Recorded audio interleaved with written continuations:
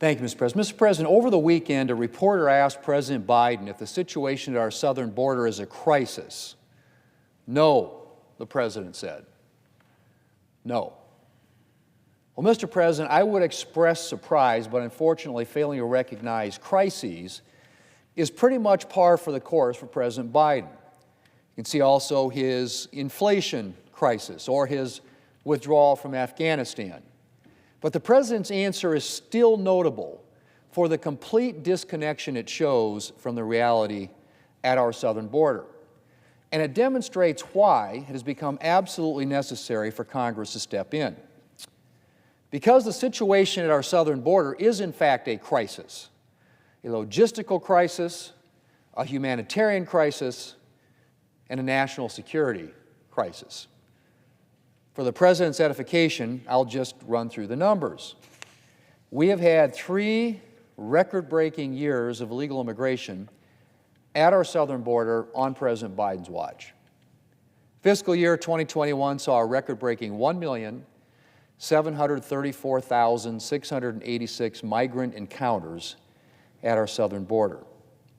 And then fiscal year 2022 broke that record. And then fiscal year 2023 broke the 2022 record. And if fiscal year 2024 continues on its current trajectory, we will end up breaking the record yet again. December reportedly saw a staggering 302,000 migrant encounters at our southern border, the highest monthly number ever recorded. And I cannot emphasize just enough how large of a number that is. As my colleague from Pennsylvania said of September's border number, it's like having the city of Pittsburgh show up at the border in just 1 month. Mr. President, American cities, blue cities, now as well as border cities, are staggering under the influx of migrants. Major cities like Chicago and New York are running up big bills and have begged for more federal money. And that's just to deal with a fraction of the number of migrants we saw across the border in December alone. But more than a logistical crisis, and of course a humanitarian crisis, since migrants are exposed to significant dangers on their journey to the border, this is a national security crisis.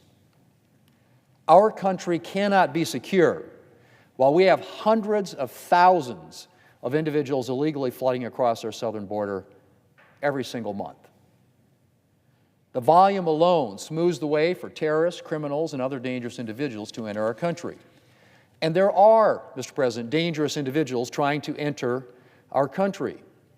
In the first 2 months of fiscal year 2024, 30 individuals on the terrorist watch list were apprehended attempting to cross our southern border.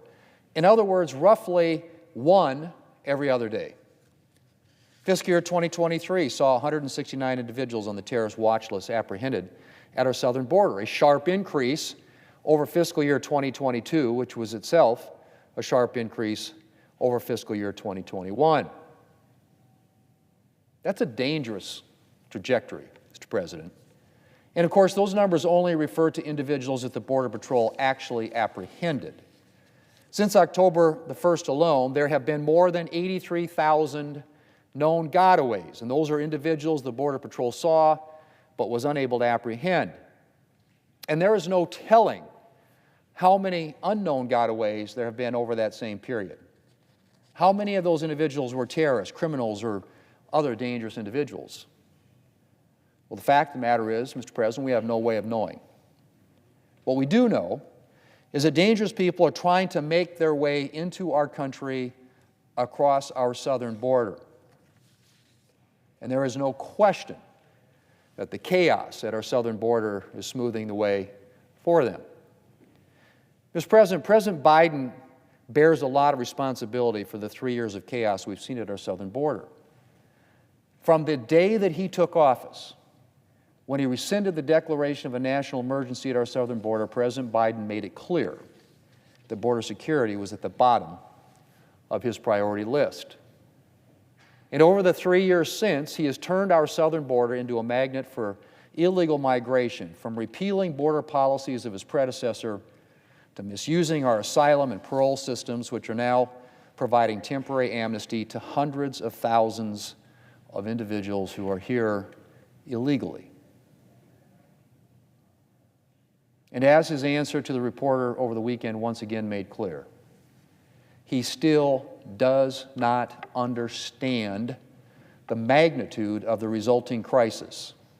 In fact, he doesn't understand that it's a crisis at all. And so it's time for Congress to step in. After months of delay, Democrats have finally come to the table, and I'm encouraged by the ongoing talks. And I'm hopeful that in the coming days we will see final agreement on real border security legislation, not cosmetic fixes or superficial tweaks, but real reforms that will allow us to stem the flow at our southern border. Senator Langford deserves a ton of credit for staying at the negotiating table to hammer home the reality of the situation to Democrats and to craft long-term changes to our border policies that will decrease the flow to the border and remove individuals already within the country. And I have to say, Mr. President, I am grateful for his hard work. 3 years of chaos is long enough. We owe it to the American people to get this crisis under control today. Mr. President, I yield the floor.